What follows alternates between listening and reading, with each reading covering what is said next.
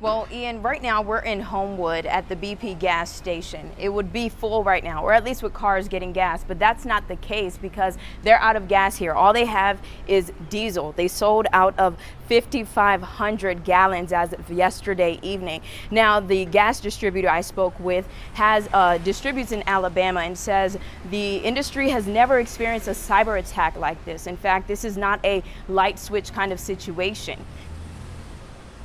This is a totally unknown situation to this industry, and how we react to it's going to be interesting. Buzzy Byram is the president of Byram Energy and Transportation. He learned about Colonial Pipeline's cyber attack and shutdown Saturday morning. We've just got to find a way to get the product from, say, the Pelham Colonial tanks to the terminals there in Birmingham. Byram wholesales and distributes fuel. He buys products from Birmingham that's supplied through Colonial Pipeline.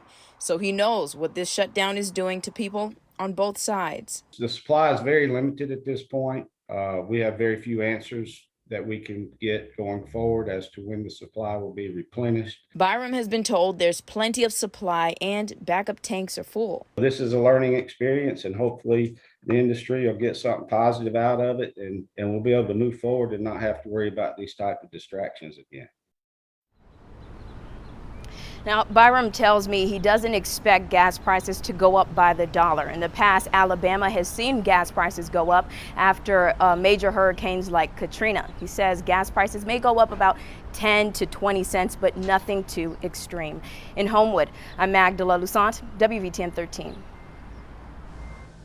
Governor Kay Ivey responding to news of the cyber attack today after speaking with the U.S. Department of Energy. She tells us that she was assured the pipeline would be operational in a few days, and she's urging people not to panic buy. She says be courteous, only fill up what you need to, and do not fill up multiple containers.